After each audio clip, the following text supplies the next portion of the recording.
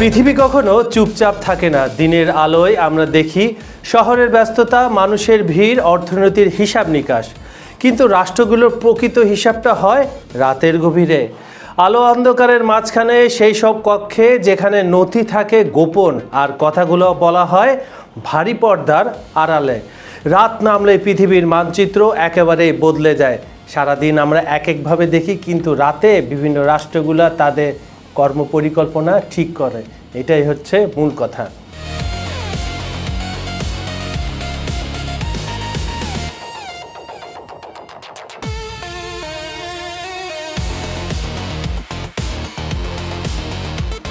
ইউরোপের বরফ ঢাকা শহর, অদ্ভুত টান, টেবিলের উপর নথি আর ফোনালোপে কূটনীতিকদের নিঃশ্বাস ভারী হয়ে ওঠে। এশিয়ার পাহাড়ি সীমান্তে তখন গর্জে ওঠে সাজোয়া বাহিনীর শব্দ, আর সমুদ্র পাড়ের জ্বালানি বাজারে ওঠানামা যেন ভবিষ্যতের শক্তির নতুন মানচিত্র আঁকতে থাকে। সবকিছু আলাদা মনে হলেও আসলে সবই একই অদৃশ্য স্রোতের অংশ, একই ঢেউ যার আঘাত এক মহাদেশ থেকে আরেক মহাদেশে ছড়িয়ে পড়ে। এক দেশের সিদ্ধান্ত অন্য দেশে বারুদের গন্ধ ছড়ায়। এক কূটনৈতিক ফোনালাপ বদলে দেয় হাজার কিলোমিটার দূরের কোনো অর্থনীতি। আমরা এমন এক সময়ের দিকে হাঁটছি যেখানে শান্তি আর সংঘাতের মাঝে রেখা দিন দিন অস্পষ্ট হয়ে যাচ্ছে। বিশ্ব শক্তিরা যেন প্রস্তুতি নিচ্ছে এক নতুন অধ্যায়ের, অজানা, অনিশ্চিত কিন্তু অবশ্যভাবী। আজ শুরু হোক উত্তপ্ত ইউরোপ, তুমুল এশিয়া আর জ্বালানি নতুন অঙ্কের এই বৈশ্বিক গল্প।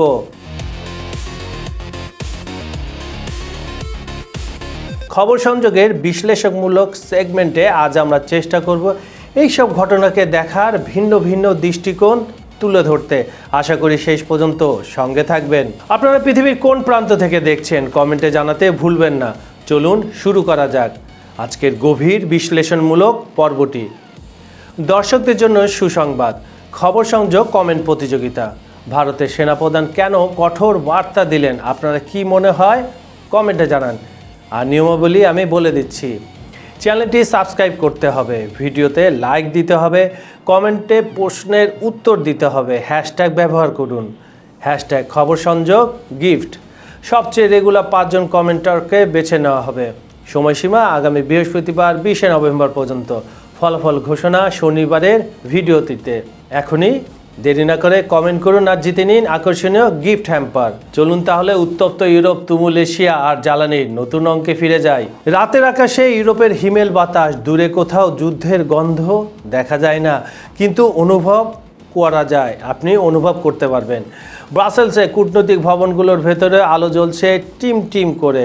ন্যাটোর কক্ষে নতুন করে আলোচনার চাপ। আর ঠিক তখনই জার্মান প্রতিরক্ষা মন্ত্রী বরিস পিস্টোরিয়াস যেন ইউরোপকে এক ভয়াবহ হিসাবের সামনে দাঁড় করিয়ে দিলেন। ইউরোপ জুড়ে যখন শীত নেমে আসছে, ঠিক তখন ন্যাটো সদর দপ্তরের ভেতর যেন এক নতুন আতঙ্কের হাওয়া বয়ে চলেছে। পুরো কক্ষ হিমেল ঠান্ডা। জার্মান প্রতিরক্ষা মন্ত্রী বরিস পিস্টোরিয়াস এক সাক্ষাৎকারে যে বাক্যগুলো বললেন তা যেন গোটা মহাদেশকে ঝাঁকুনি দিল। তিনি বলেন 2029 নয়, সংঘাত শুরু হতে পারে 2028 সালে। হয়তো তারা শেষ শান্তিপূর্ণ গ্রীষ্মটা পার করে ফেলেছে। এটা শুধু সতর্কতা নয়, অনেক বিশ্লেষকের চোখে এটি সম্ভাব্য যুদ্ধ ঘণ্টার প্রথম আওয়াজ।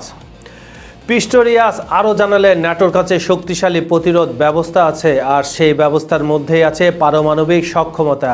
এমন বিস্ফোরক মন্তব্যে মস্কো থেমে থাকার মানুষ নয়।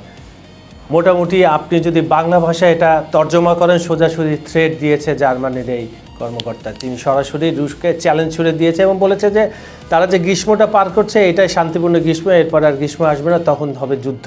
এদিকে রুশ পররাষ্ট্র মন্ত্রণালয়ের মুখপাত্র মারিয়া ঝাকারোভা তীব্র সুরে বললেন কে আগ্রাসী এ নিয়ে আর কোনো সন্দেহ নেই। তার বক্তব্য ইউরোপের কূটনীতি বাতাসকে আরও ঠান্ডা, আরও ভারী করে তোলে। রাশিয়া অভিযোগ তোলে পশ্চিমা দেশগুলো লাগাতার বক্তব্যই প্রমাণ করছে কারা পরিস্থিতিকে ধীরে ধীরে যুদ্ধের দিকে ঠেলে দিচ্ছে। ইউক্রেন যুদ্ধ শুরু হওয়ার পর থেকে ন্যাটো রাশিয়ার সম্পর্ক এমনিতে উত্তপ্ত এবং তলানিতে, কিন্তু সাম্প্রতিক এই মন্তব্যগুলো সেই উত্তেজনাকে নতুন উচ্চতায় তুলে দিয়েছে। এদিকে ইউরোপ রাশিয়া উত্তেজনার ভিড়ে আরেক প্রান্তে চলছে সম্পূর্ণ ভিন্ন টোন। রাশিয়া ও ইরান ফোলানাপে ব্যস্ত। সার্গেই ল্যাভরভ ও আব্বাস আরাগচি শুধু কুশল জিজ্ঞাসা করেননি, তারা আলোচনা করেছেন আসন্ন IAEA বোর্ড অফ গভর্নর্সের বৈঠক নিয়ে। তাদের কৌশলগত অবস্থান কি হবে সে ব্যাপারে তাদের আলাপ হয়েছে। এছাড়া আন্তর্জাতিক বিশেষজ্ঞরা কি বলছেন, তারা বলছেন মস্কো তেহরান এই সমন্বয় শুধু কূটনৈতিক নয়, বরং ইউরোপ আমেরিকার উপর চাপ বাড়ানোর একটা যৌথ কৌশলও হতে পারে। এই দুই দেশ ফোনালাপে আরও কথা বলেছেন। আফগানিস্তান পাকিস্তান সীমান্তে যে উত্তেজনা হচ্ছে তা নিয়ে কথা বলেছেন। ফিলিস্তিন প্রশ্নে আন্তর্জাতিক আইন এবং এর খুঁটিনাটি এ নিয়েও তাদের মধ্যে কথা হয়েছে। আর রাষ্ট্র প্রতিষ্ঠার নীতিগত সমর্থন, যেটা সবসময় সমর্থন দিয়ে আছে মর্যাদা পাচ্ছে সে দেশটিকে, সেটা নিয়েও কথা হয়েছে। দুই দেশের সম্পর্ক যে ধীরে ধীরে সামরিক কৌশলগত স্তরে উন্নতি হচ্ছে, রাশিয়া এবং ইরানের মধ্যে এই আলাপ তারই আরেকটি ইঙ্গিত বহন করছে। ইউরোপে যখন সামরিক উত্তেজনার ঢেউ উঁচু হচ্ছে, ঠিক তখনই দক্ষিণ এশিয়ার আকাশেও বাড়ছে নতুন চাপ। ভারত পাকিস্তান সীমান্তে পরিস্থিতি আবারও উত্তপ্ত হয়ে উঠেছে। এমন প্রেক্ষাপটে এক মতবিনিময়ের সময় ভারতীয় সেনাপ্রধান জেনারেল উপেন্দ্র দ্বিবেদী দিলেন কড়া একটা সোজাসাপটা সতর্কবার্তা। কাকে? পাকিস্তানকে।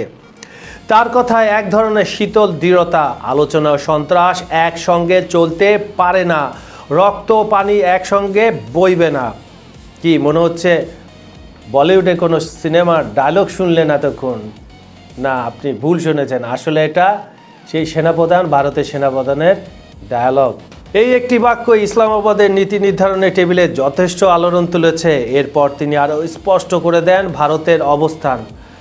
পাকিস্তানের সন্ত্রাসের পৃষ্ঠপোষকতা বন্ধ না হলে প্রতিক্রিয়া হবে কঠোর ও সরাসরি। অপারেশন সিন্দুর কেবল একটি 88 ঘন্টার ট্রেলার, প্রয়োজন হলে পূর্ণাঙ্গ অভিযানেও যেতে প্রস্তুত ভারত।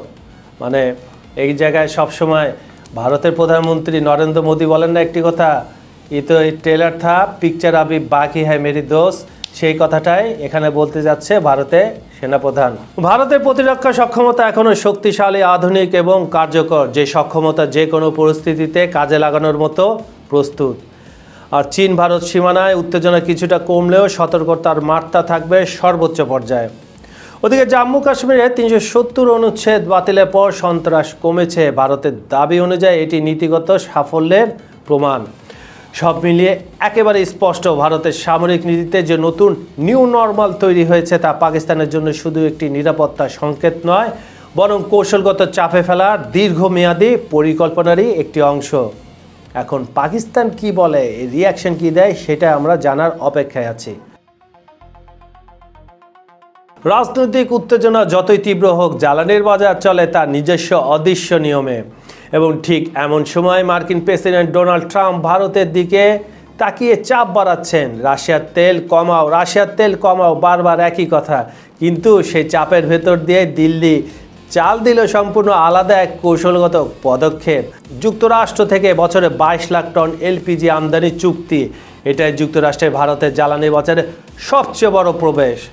এটি শুধু জ্বালানি সরবরাহের চুক্তি নয়, এটি শক্তি রাজনীতির সূক্ষ্ম সমীকরণ, যেখানে ভারত ধীরে ধীরে রাশিয়া নির্ভরতা থেকে সরে বহুমুখী জ্বালানি উৎসের দিকে নিজস্ব পথ তৈরি করছে। এটা ভাবছে সবাই। ভারত কি ভাবছে তা কেউ জানে না। ভারত এতদিনের সম্পর্ক পরীক্ষিত বন্ধু রাশিয়ার সাথে কিন্তু কোনো সম্পর্ক ছিন্ন করছে না।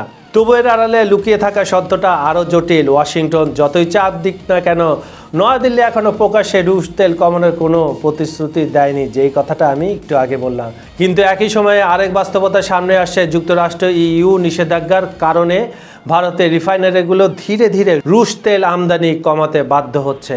ফলে বৈশ্বিক জ্বালানির বাজার যেন পরিণত হয়েছে এক বিশাল ত্রিমাত্রিক দাবার ছকে, যেখানে রাশিয়া বনাম যুক্তরাষ্ট্র, ভারত বনাম চীন, পশ্চিম বনাম মধ্যপ্রাচ্য সবাই মিলে খেলছে নিজেদের শক্তির নতুন হিসাবটি, চাল দিচ্ছে খুবই সাবধানে। এই চারটি ঘটনা আলাদা মনে হলেও বিশ্ব রাজনীতির একই ঢেউয়ের চারটি ভিন্ন ভিন্ন দিক।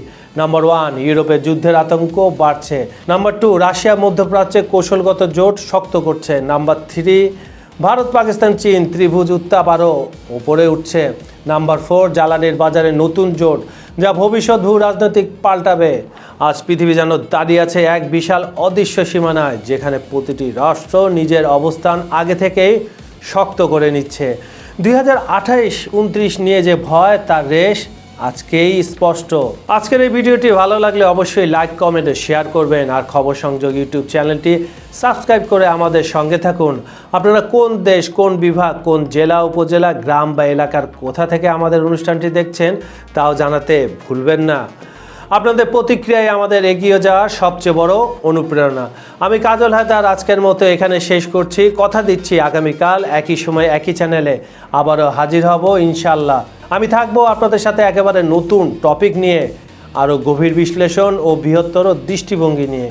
সবাই ভালো থাকুন, নিরাপদে থাকুন। আল্লাহ হাফেজ।